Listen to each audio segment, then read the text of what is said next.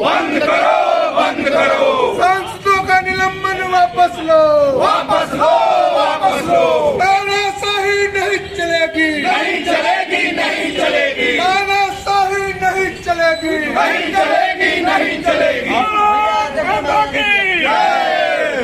तानाशाही नहीं चलेगी, नहीं चलेगी, नहीं चलेगी, हिटलर शाही नहीं चली तो तानाशाही नहीं चलेगी, नहीं चलेगी, नहीं चलेगी। लोकतंत्र की हत्या बंद करो, बंद करो, बंद करो, लोकतंत्र की हत्या बंद करो, बंद करो, बंद करो।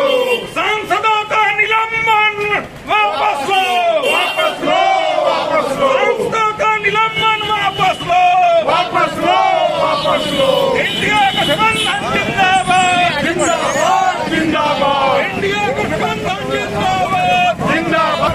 छोड़ दो, महंगाई को कम करो, वरना गद्दी छोड़ दो। हिटलर शाही नहीं चली तो, तानाशाही नहीं चलेगी, हिटलर शाही नहीं चली तो, तानाशाही नहीं चलेगी। रोजगारों को रोजगार दो, वरना गद्दी छोड़ दो, रोजगारों को रोजगार दो, वरना गद्दी छोड़ दो। तानाशाही नहीं चलेगी, नहीं चलेगी, नहीं चलेगी। लोकतंत्र पर हमला करना बंद करो, बंद करो, बंद करो। लोकतंत्र पर हमला नहीं सहेंगे, नहीं सहेंगे, नहीं सहेंगे, लोकतंत्र पर हमला नहीं सहेंगे। नहीं सहेंगे, नहीं और सहेंगे। सांसदों का निलंबन वापस लो, वापस लो, वापस लो, सांसदों का निलंबन वापस लो, वापस लो, वापस लो। लोकतंत्र की हत्या करना बंद करो, बंद करो, बंद करो। जुर्म के चक्कर में संघर्ष हमारा नारा है। संसद में गुंडागर्दी बंद करो, बंद करो, बंद करो। ईडी सीबीआई का उपयोग बंद करो, बंद करो, बंद करो। जिंदाबाद, जिंदाबाद। मोदी हाय हाय, हाय, हाय, हाय, हाय। सांसदों का निलंबन वापस लो, वापस लो, देंगे नहीं देंगे। अरे हिटलर शाही नहीं चली तो, नहीं चलेगी मोदी शाही, हिटलर शाही नहीं चली तो, मोदी से नहीं सहेंगे, लोकतंत्र की हत्या करना बंद करो, बंद करो, बंद करो, लोकतंत्र की हत्या करना बंद करो। बंद करो, बंद करो। अरे हिटलर शाही नहीं चली तो, मोदी शाही नहीं चलेगी, हिटलर शाही नहीं चली तो, मोदी शाही नहीं चलेगी, सांसदों का निलंबन वापस लो, वापस लो, वापस लो।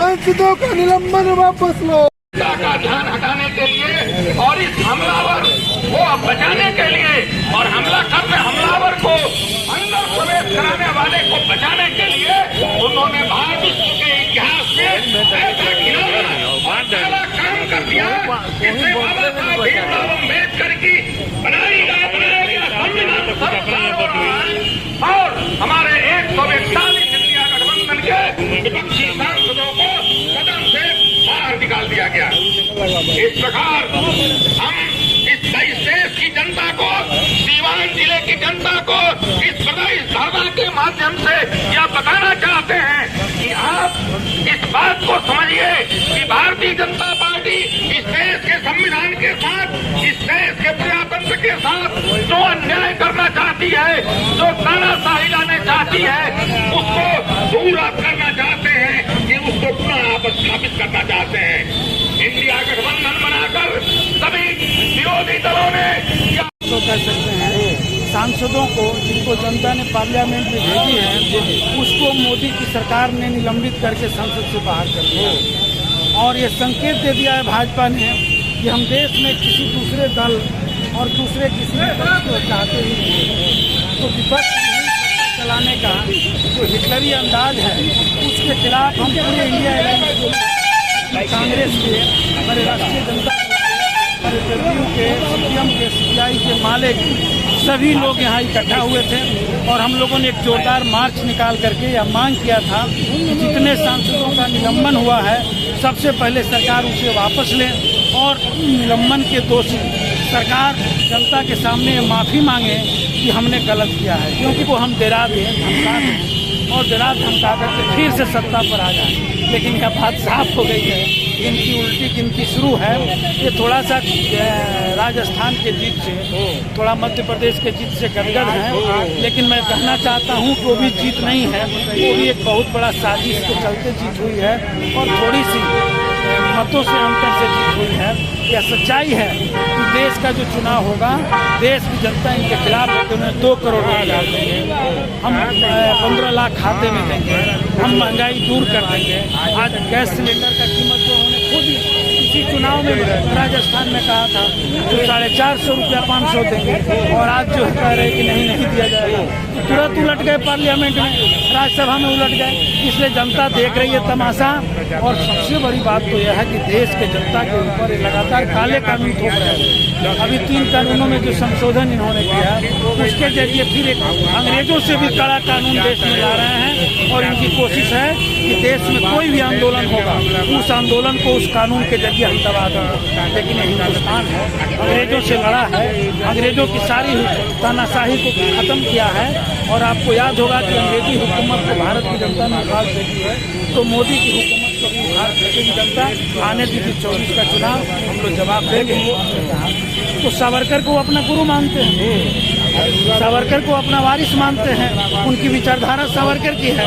और सावरकर का इतिहास उठाकर देख लीजिए, सावरकर ने अंग्रेजों से माफ़ी मांग लिया, और माफ़ी भी नहीं मांगा, बल्कि अंग्रेजों से ये भी शर्त लिख कर दिया कि जब तक हम रहेंगे हम अंग्रेजों के साथ सेवा करेंगे, और जब हिंदुस्तान की जनता आज़ादी की जंग लड़ेगी हम दंगा कराएंगे। और कराते रहा। तो जो देश की आज़ादी में ही गद्दारी करने का जिनका हिस्ट्री है, और वही दिल्ली के गद्दी पर चले गए हैं, तो देश के जनता का हित क्या करेंगे? वो हिंदुस्तान में कह रहे कि हिंदू राज बनाएंगे, राष्ट्रवाद की बात करते हैं। भारतीय राष्ट्र के बारे में उनको पता है, भारत हिंदू मुस्लिम एकता पर राष्ट्र बना है। 1857 की लड़ाई जो हुई थी, उसमें केवल हिंदू लड़ रहे थे, मुसलमान भी लड़ रहे थे।